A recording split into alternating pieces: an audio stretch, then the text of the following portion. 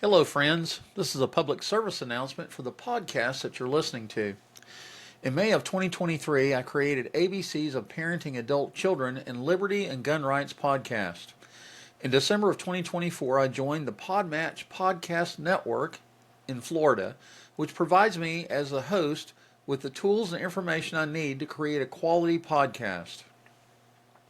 One of the tools that I get by being a part of the Podmatch Network is quality guests who I interview on these episodes. Doing this provides us with quality content that you listen to. I release a new episode on both podcasts on Friday morning at 8 a.m. You can listen to these audio episodes on Captivate.fm, Apple Podcasts, iHeartRadio, Amazon Music, and Public Radio. You can watch the video episodes on Rumble.com, which is a conservative version of YouTube. Up until this point, I have provided this content free of charge because I want to make sure that the listening audience did not have to pay a subscription cost to listen or watch these episodes. Instead of converting this to a subscription service, I want to provide you with a way to support these podcasts through donations at PayPal. If you open up a web browser and go to https://paypal.me/James Moffitt. That's JamesMoffitt. That's paypal.me/James Moffitt. Or within PayPal itself, the app, you can send me a donation to jcmoffitt@icloud.com. That's jcmoffitt@icloud.com. I understand that paying for multiple subscriptions to listen to podcast episodes can be expensive and cost prohibitive. I currently pay for several podcast host subscription services to provide this content for both podcasts to you. Any donations will be used to underwrite those costs. Thank you for listening, and please enjoy the following podcast episode.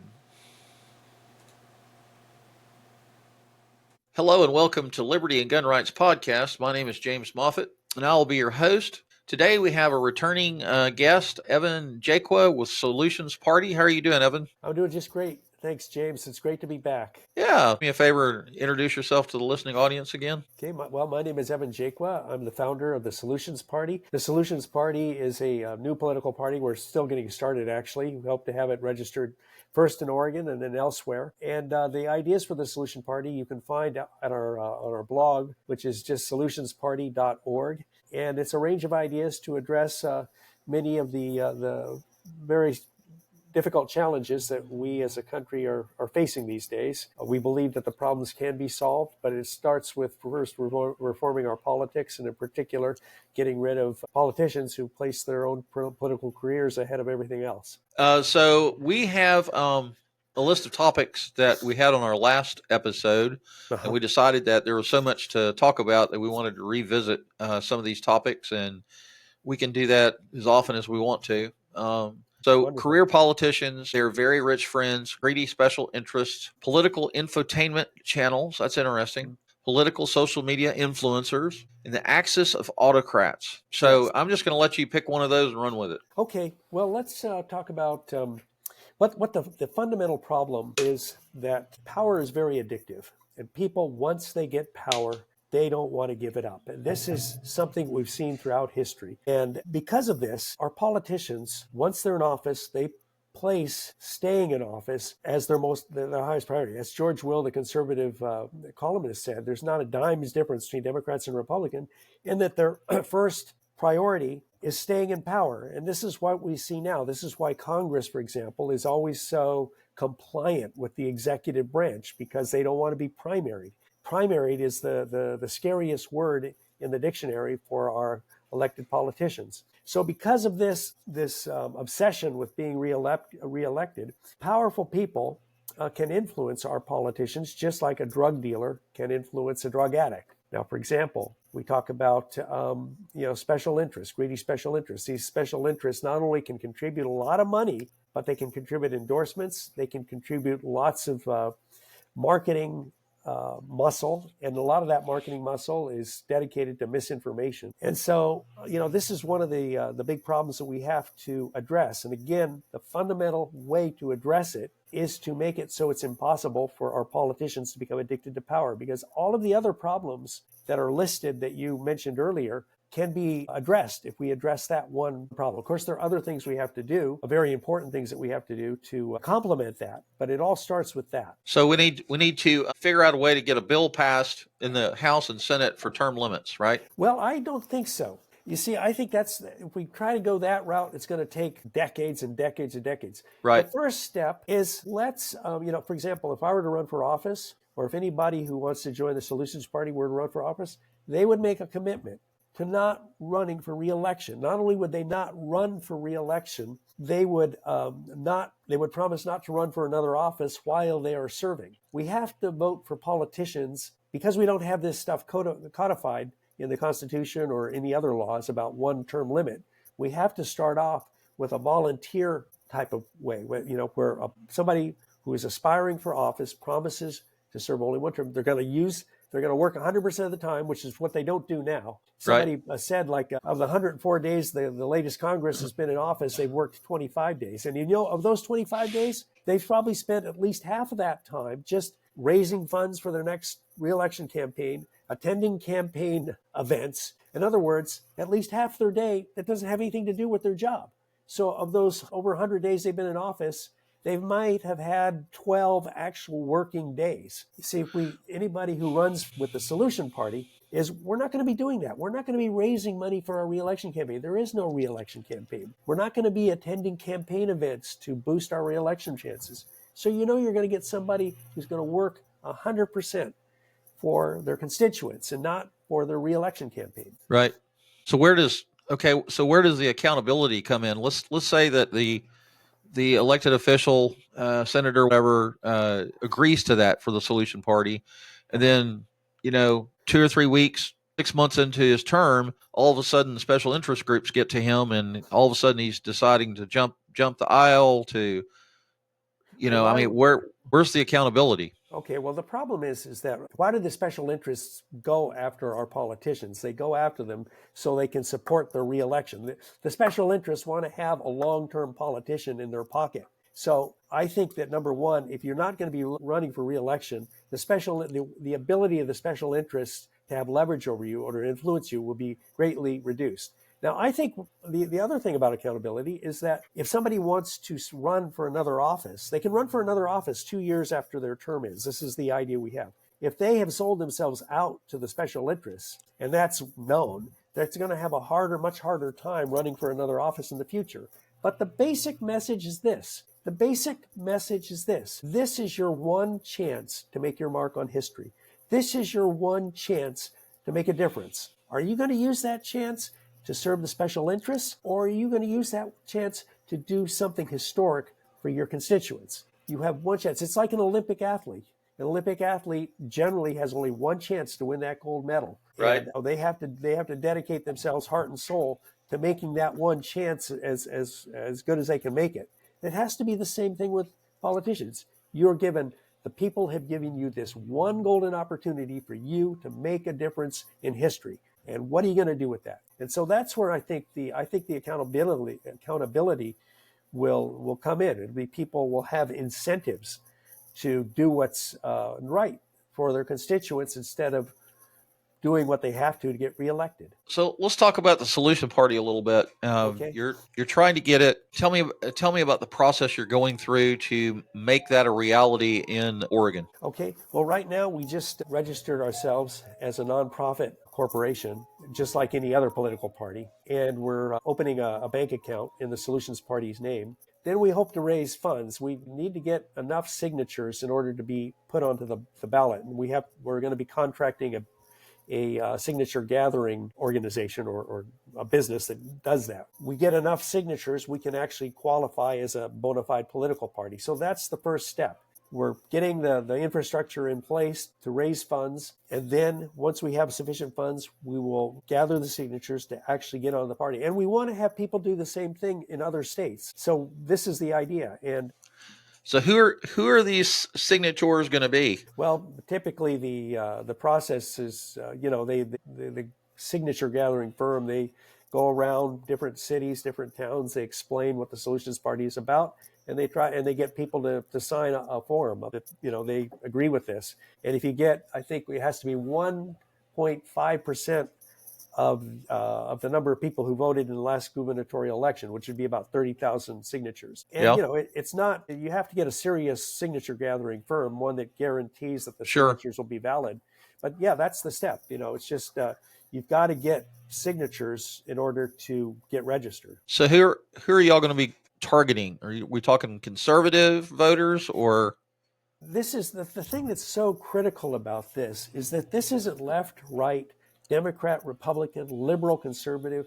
The whole point of the Solutions Party is, well, let me just back up a little bit and tell you. That's fine. Tell you the other side of the coin. Well, I was actually lived in communist China for a little while, and I actually lived with a family that suffered terribly under communism. And what's the characteristics of autocracies? They only allow one idea to be accepted. One of my dear Chinese friends told me that the greatest thing about living in America is the diversity of our ideas. So we believe there are great ideas across the political spectrum. If you get the emotions and you get the rage and you get the lies out of there, and you actually listen to people across the political spectrum, then you can make informed decisions about which candidate you want to support. We, are welcome different ideas. I personally am a little more on the conservative side, but I have liberal friends. I have MAGA friends. I have climate change deniers. I have socialist friends. And the thing that they all have in common is that they all have the best interests of the country at heart. They might have different ideas about how to achieve that. And that's great. Let's listen to the different ideas. Let's talk about, different ways of doing things. The other thing that I think is extremely important to emphasize here is that people have always disagreed. People will always disagree. The question is, how do you handle those disagreements? In the old days, they would sharpen the spears, sharpen the swords, and go at it, and the vast band of brawlers won. You can't have an our way or the highway attitude in a democracy. You have to go in there with passionately defend your ideas, advance your ideas, but in the end of the day, you're going to have to reach some compromise. That's how democracy works. And if your ideas are fundamentally right on some level, eventually those ideas will prevail.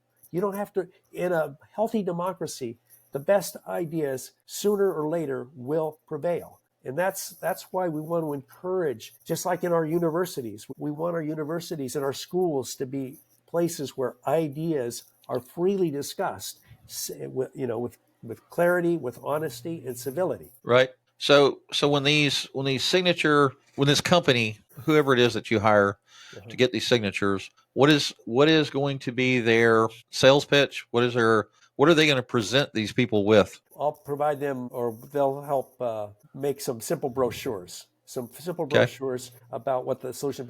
It has to be kind of an elevator speech, and right. I'm actually pretty good at generating elevator speeches because in my career I've had to do that. If you can't say what you're all about, in 15 to 30 seconds, then you're in trouble. And so what we'll be doing is making some simple, and I really believe that I've gotten overwhelmingly positive feedback from everybody regarding this. And I really believe that people are sick and tired of the circus of lies. Truth is just gone. It's just that there's not even trying to pretend they're telling the truth. It's just a contest of lies and emotion manipulation. That's what our politics and our elections have become, and that severely shackles our democracy. And we got to get back to mutual respect, welcoming all ideas. Let's not demonize people who just happen to believe different than you do. Let's listen to what they have to say. Let's engage in a discussion, in a debate. And when all the dust settles, let's agree to be friends. Let's agree to be Americans. Well, I just want to, fortunately or unfortunately, I don't have a huge following, right? It's not like I have 1 million viewers or listeners yet. And I'm working in that direction. But what I want to do is for the people that are listening, I know that I have quite a few Second Amendment supporters, conservative, leaning on the political spectrum, right? Here in South Carolina, Charleston area. And so when they're we can talk until the cows come home about the fallacies or the problems that we're facing today with our political system, right? We can talk ad nauseum about that, and I think everybody's going to be on board with that, and everybody's going to some degree they're going to agree about a lot of this stuff. So what I want to spend some time on is talking about the solutions, talking about Okay. what the Solutions Party is planning, or what you're proposing the solutions are going to be. In other words, let's identify a problem and then tell us how the Solutions Party is going to address it. You know what I'm saying? Of course I do. The thing is that the problems are very complex, and we have laid out a whole series of different solutions on our blog. But let me address specifically some of the things you're saying. And also, I just want to make a mention on the Second Amendment. That's part of the Constitution. When I worked on a ranch, I actually used a gun for work, so I think you get an appreciation for a gun when you actually use it on the job. I mean, it wasn't like storming Normandy, or Sure, sure. taking down an active shooter. So I appreciate that, and I have friends who are on completely, run the spectrum, and I enjoy hearing their points of view, hearing their ideas, and so I just wanted to make that. First of all, because you talked about the Second Amendment. But let's talk about the different solutions. Okay, it all starts, number one, as I've said, reforming our politics, and that is making it impossible for our politicians to get addicted to power, because once they get addicted to power, that becomes the priority. So the first thing you got to do is to put term limits. Okay, that's number one. Number two, we need to get rid of the notion that we have now of political parties. George Washington warned against political parties, that these political parties, they take on a life of their own, and the priorities of the party become the most important thing, even above the priorities of the country. But on the other hand, political parties serve a purpose to allow people of similar ideas to organize and present candidates accordingly. So we want to get the best of both worlds. And the way to do that is that you put a lifetime limit on political parties. After, let's say, 12 years, a political party has to be disbanded. The leaders of the political party can never serve as the leaders of another nationally recognized political party. Again, a nationally political party would be a party that has a minimum number of members that they can get on the ballot.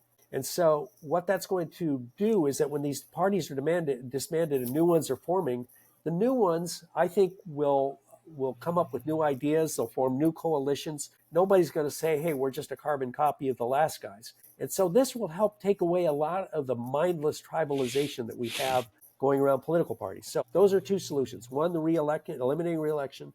Number two, getting rid of the notion of political parties. Let's get rid of the Republican Party. Let's get rid of the Democratic Party. Let's start from scratch and put a 12-year limit on these political parties, because they just become tribes, mindless. It's become tribes that, advance their interests through lies and, again, emotional manipulation. There are many other problems that we have to address, how to make our judiciary credible again, which I proposed. But probably even more important than that is getting our journalism to be credible again. As I might have mentioned in our last conversation, if you believe that the pen is mightier than the sword, then we should be putting the moral equivalent into making our journalism as robust as our national defense, because our journalism protects us from enemies from within and without. So I've proposed some ideas to make our journalism credible again, so that we as a country, we have a certain base of facts that we can agree on. If we don't agree on facts, or if we're in different realities, then we're just going to be talking past each other, and we can't progress, and we become susceptible to being lied to and to believing lies. So I'm going to say that, and you're probably a lot more familiar with the geopolitical spectrum than I am, but I'm going to say that the Democrats and the Republicans are so deeply entrenched. Is there a hope to dissolve the Democratic Party or the Republican Party? And there are some powerful people with lots of money behind both of those political entities. Oh, exactly. You think about, who are we taking on here? We're taking on the career politicians and their special interest allies. We're taking on the political parties, these entrenched political parties, and, the whole range of extremely powerful special interests that we're taking on here. But I think that the idea is very simple. Let's get candidates who buy into these ideas. They promise to serve one term. And if we get enough people elected, they can have certain, different ideas, about, what energy policy we want to have, what national defense policy we want to. That's great. But the idea is they have to be committed to just one term, and to getting that codified into law, one term, no exception. They have to be committed to making political parties limited. Yeah, it doesn't, but we get a sufficient number of people with similar ideas to what we're proposing here, then the idea would make it, yes, they have to be disbanded after a certain time. Let's say the date is 2032 for the Democratic and Republican Party. Starting in 2028, people will start forming new parties in anticipation of being disbanded. These new parties will be officially recognized, say, 2 years before the major parties are disbanded. And that's basically the idea to go about it. You see, we can do anything we want if the people are behind it. If Right. we have, that's the great thing. We can change, we can solve all these problems. The special interests, this is why, everybody is so obsessed with power, because once the people really have the power, they can really make changes in ways that don't benefit the career politicians, that don't benefit the political parties, that don't benefit the overly powerful special interests. This is what this is all about. So the first hurdle for your foundation is going to be to get enough signatures for the Solution Party to become a viable political party in America, right? That's exactly right. Starting in Oregon and then moving on to other states. And I believe, there are a lot of things like in World War II, we were losing to the Germans and the Japanese, but the tide turned very quickly in both of those wars. And I believe that something similar can happen here. The tide can turn very quickly once people buy into these ideas, once people decide that they're sick of the lies, they're sick of the out of control emotions, they're sick of the lack of progress, and they're sick of having, the very wealthy and the very powerful special interests calling the shots. I don't think that it's impossible, but from what little I've seen in the 63 years I've been on this earth, especially here in America, I'm thinking that it might be improbable. Well, there are lots of things. The thing is you can take the attitude that, well, it's impossible or improbable, so let's not do it. Or, it may be improbable, but we're going to give it our best shot. Yeah, we're just talking here. I'm not saying it can't happen. Oh, I agree. Oh, I'm not trying to sound defensive or anything, but No, you're fine. It's just that, we're taking on incredibly. I mean, taking on the one of our articles is putting an end to the drug war. And that would imply ending the drug cartels the way that we've proposed it. And so we're taking on the drug cartels, and then we're talking about we want to work toward a world without autocracies. So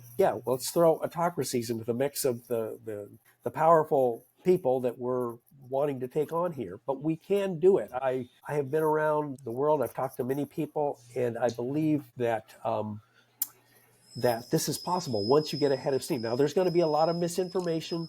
There's going to be people lying. But if you tell the truth, if you show people that you're really sincere, that this is one of the things is that, like I said, if I run for office, I'm just going to run for one term, and I'm not going to run for office. So this is not about me. Politics should never be about a person. They should be about ideas. And so I'm wondering when did career politicians actually take root in Washington? How long has that been going on? It all comes down to this. It all comes down to the fact that power is the most addictive thing there is. It's probably more addictive than fentanyl. It's probably more addictive than tobacco. So as long as reelection has been in option, and people get used to the power, if they want to keep getting reelected, they get a high on that power, and it goes to their heads.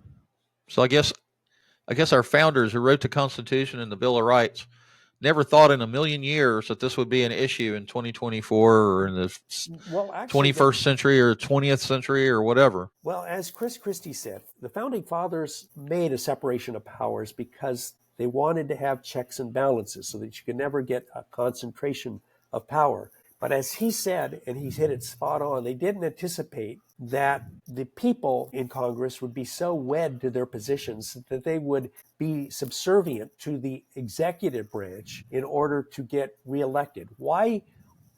This applies to both parties. Why did the Democrats vote in lockstep? Why did the Republicans vote in lockstep?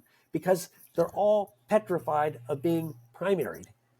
And so they don't guard jealously the power of Congress. They're subservient to the executive branch. And so that was one of the things that the Founding Fathers may not have foreseen. And they also didn't foresee the way the social media and how things are now, where lies spread so easily and people can exist in these information silos, which is, what we don't want. I have heard rumblings of the primary coming up, like is coming up soon, or within 2 years of Trump's second term, and there's been a lot of talk about how there is some fear of the outcome in Congress of the primaries. Can you talk to that a little bit? Can you be a little more specific? What you mean by the fear of the outcome? Well, I mean there are primary elections coming up Right. soon, right? Like he got inaugurated January 1st, 5th, whatever it was.